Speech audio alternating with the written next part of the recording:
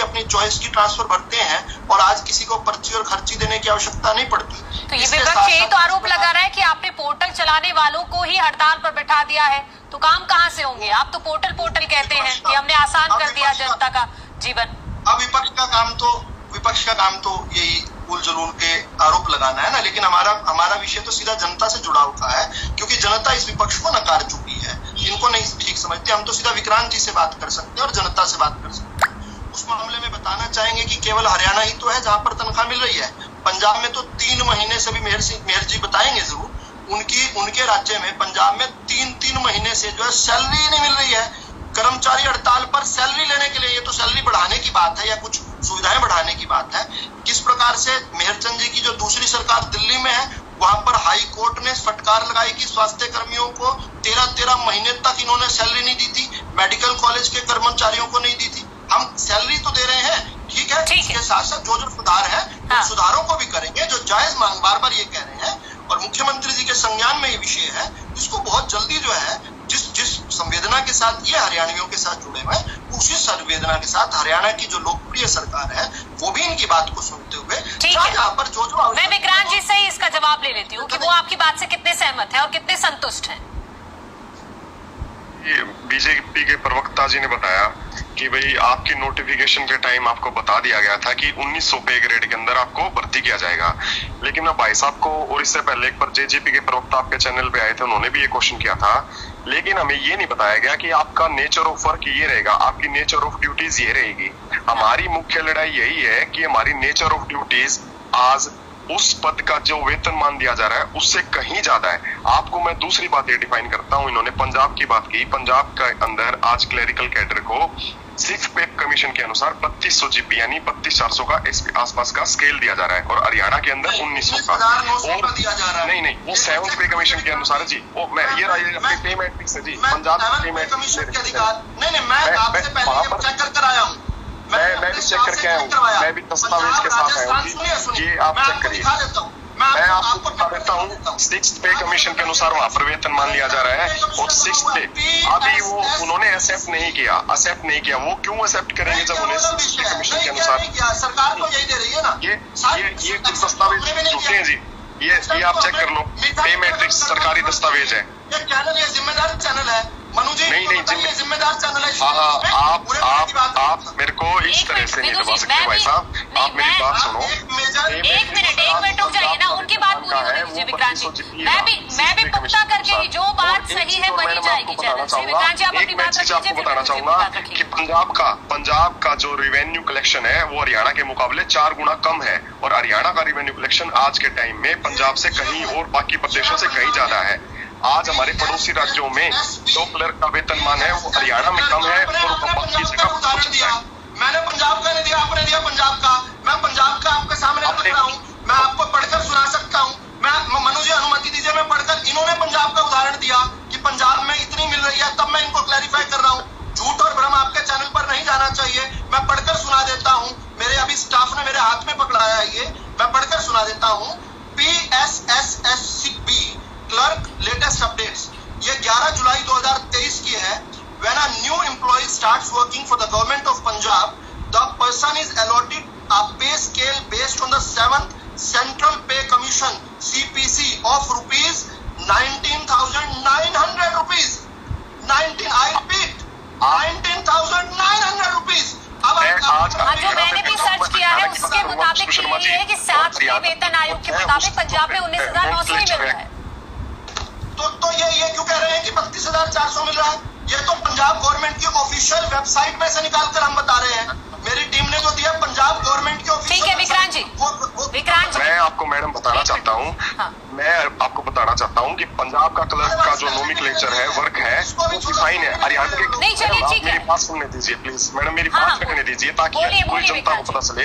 हरियाणा के क्लर्क का जो नोमेनक्लेचर वर्क ऑफ वो नोमेनक्लेचर है वो डिफाइन नहीं है। पंजाब का है डिफाइन कि पंजाब का क्लर्क ये करेगा, लेकिन हरियाणा का क्लर्क क्या है उसका वर्क डिफाइन नहीं है। नहीं डिफाइन नहीं है, वहां पर भी डिफाइंड नहीं है। ऐसा ना कहिए। अच्छा, उनकी पॉलिसी जो है उनकी पॉलिसी बहुत सिमिलर है हमारी पॉलिसी। 3 काम करेगा, हरियाणा क्लर्क 3 काम करेगा, डायरी डिस्पैच रिकॉर्ड कीपिंग। लेकिन पूरे के पूरे हरियाणा के 22 जिलों के अंदर आप जाके देख लिए क्लर्क क्या करता है।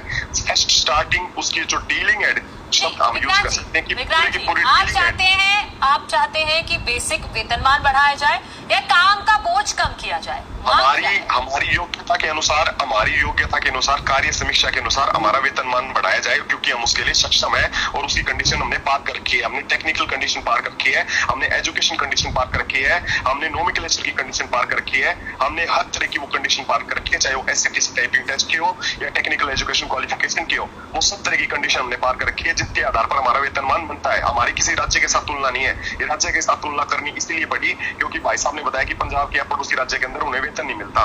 वो पंजाब की जिम्मेवारी बनती है, लेकिन हरियाणा की जिम्मेवारी ये बनती है कि हरियाणा के अंदर रिवेन्यू का इतना बड़ा सोर्स है, छात्र इन्होंने पदों का, इसलिए मेरे पास ये लिस्ट है, आप इस लिस्ट में देख लिए कि अब तक 30 पदों का इन्होंने वेतनमान अभी तक बढ़ा दी बिना किसी कार्य समीक्षा के। हमें उससे कोई दिक्कत नहीं है, लेकिन जिस पद का वेतनमान बनता था, जिसके अंदर इन्होंने कहा था कि भाई स्केल टू स्केल रिवाइज होएगा, वो स्केल टू स्केल रिवाइज क्यों नहीं हुआ? क्या विष्णु शर्मा जी इस बात को बता सकते हैं कि एसपी ने आज तक स्केल टू स्केल रिवाइज क्यों नहीं किया? एक परिवार के अंदर 6 भाई है तो 5वें भाई को 1900 क्यों रखा, बाकी 5 भाइयों को 3500 क्यों ले गए?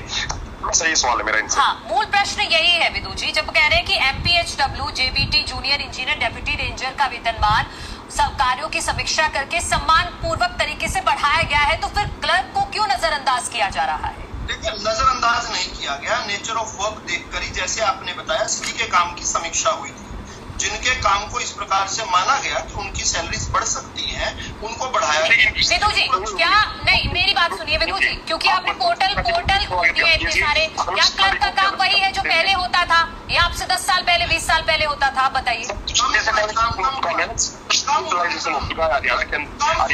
काम कम हुआ है, कैसे कम हुआ है? पोर्टल आ चुके हैं, दुनिया भर की जिम्मेवारी प्रोफेसर साहब जब रिटायर हुए होंगे, इनका ओडीएमएस पे फाइल भेजेंगे, काम भी क्लर्क ने किया होगा। जी, विदु जी तो कह रहे, आप कह रहे हैं काम का बोझ बढ़ गया है, विदु जी कह रहे हैं आपका काम कम हुआ है। कम हुआ, बहुत कम हुआ। मैं बताता हूँ, एक पोर्टल होता है जिसको कोई चलता फिरता बंदा ऐसे चला नहीं सकता। उसके लिए पूरी टेक्नोलॉजी, उसके लिए उसकी जो सक्षम योग्यता है, उसका ज्ञान होना चाहिए उसे। ऑफिस के अंदर एचआरएमएस के अंदर सब चीजों के अंदर, ई बिलिंग के अंदर, कोर्ट केस के अंदर क्लर्क जाता तो। विदु जी, हाँ विदु जी, आप अपनी बात रखिए, ठीक है। विक्रांत जी 1 मिनट, विदु जी का जवाब सुनिए। हाँ विदु जी, देखिए, काम जो है, काम लगभग जो है 1/4 इसलिए रह गया क्योंकि फुटफॉल जो है, जो आम जनता का फुटफॉल है, वो हम लगभग 42 ऐसी तो स्कीम्स हैं जो घर बैठे दे रहे हैं। उस स्कीम्स में क्या होता था, अब तक क्लर्क के पास जाना, उस स्कीम को कौन इम्प्लीमेंटेशन करता है जी? रीड के क्लर्क है, वो क्लर्क की करता है इम्प्लीमेंटेशन। 1 मिनट विदु जी की आप बात पूरी सुन लीजिए, फिर आप जवाब दे दीजिएगा, मैं आपके पास आऊंगी। विदु जी, विक्रांत जी पॉलिटिकल प्रवक्ता नहीं है ना, आपका सम्मान करता हूं मैं, आप बहुत इंपॉर्टेंट काम कर रहे हैं, मेरी बात तो पूरी सुन लीजिए प्लीज। हमने जब फुटफॉल कम हुआ है, सिटीजन्स का आना जाना जो है उससे निजात दिलवाया है, पब्लिक डीलिंग बहुत हद तक कम कर दी है।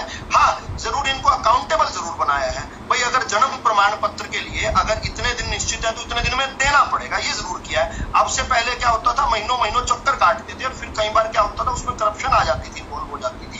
तो हमने जरूर जो है इनको सिटीजन चार्टर के तहत जो है, जो 42 के करीब योजनाएं हैं, उनको लाकर हमने ये किया। दूसरा जो है, एक बहुत बड़ा रिकॉर्ड मेंटेनेंस जो है, वो कोई भी आपको पुराना आपको क्लर्क बता देगा, कोई परिवार में व्यक्ति है वो बता देगा किस प्रकार से सबसे बड़ा जो काम हुआ करता था वो रिकॉर्ड मेंटेनेंस का हुआ करता था। वो जैसे ही चीजें ऑनलाइन शिफ्ट हुई हैं तो बहुत सारी कॉम्प्लेक्सिटी कम हुई है। एक और काम मैं आपको बताता हूँ, किस प्रकार से एक ऑफिस से दूसरे ऑफिस के साथ जो इंटरलिंक्ड काम हुआ करता था, अब क्योंकि बहुत सारा काम जो है ऑनलाइन हो जाता है, तो वो सीधा का सीधा जो है पोर्टल पर शो कर देता है। अब बाबू को एक जगह से दूसरी जगह पर फाइल लेकर जाने की आवश्यकता नहीं पड़ती है। लेकिन इसके बावजूद भी इनकी स्किलिंग को भी इंप्रूव किया है और इन्होंने जैसे कहा कि भाई हमारी क्वालिफिकेशन के अनुसार जो है बात होनी चाहिए, उसी के अनुसार जो आपसे बात की जा रही है। समीक्षा भी हुई है, दोबारा से भी करेंगे। अरे आपकी तो सरकार है, ये आप ही लोगों ने तो बनाई इस सरकार। ठीक है विदु जी, अगर काम कम हुआ है और क्लर्क उतना काम नहीं करते हैं तो फिर आम जनता भी परेशान नहीं होती, आम जनता को भी क्या दिक्कत होती? विक्रांत जी एक छोटा सा जवाब इसका दे दीजिए, फिर मैं ओमकार जी और बहन जी के पास जाऊंगी। विष्णु जी ने खुद ही एक्सेप्ट करके सारी चीजें, विदुर जी माफ कीजिएगा, विदुर जी ने खुद ही मुझे नहीं मिलती माफ कीजिएगा, मेरी ब्लैंक स्क्रीन दिख रही है इसलिए मेरे को वो स्क्रीन के अंदर दिख नहीं पा रहा ना। ठीक है, मैं इसलिए करेक्ट माफी कर चाहूंगा देती हूँ आपके नाम ठीक। की। देखिए खुद इन्होंने बताया कि भाई हमारे पोर्टल है आज जनता तक ये पहुंचाए हैं, और आज एक ऑफिस का बाबू है वो ये क्या है जिम्मेवारियों के बारे में बताया, तो इन्होंने खुद ही बता दिया कि उन पोर्टल पे काम करने वाला क्लरिकल कैडर ही है, उसी ने आज हरियाणा को डिजिटलाइजेशन के अंदर नंबर 1 बनाया है, और सरकार की सेवाओं को जनता तक पहुंचाने का कार्य हमारे क्लर्क ने किया है, क्योंकि इम्प्लीमेंटेशन करने का काम क्लर्क का होता है, पॉलिसीज बनाने का काम हमारे आईएएस अधिकारी और अधिकारियों का होता है, वहां से चीजें शुरू होने के बाद जनता तक पहुंचाने का काम एक क्लर्क का होता है। और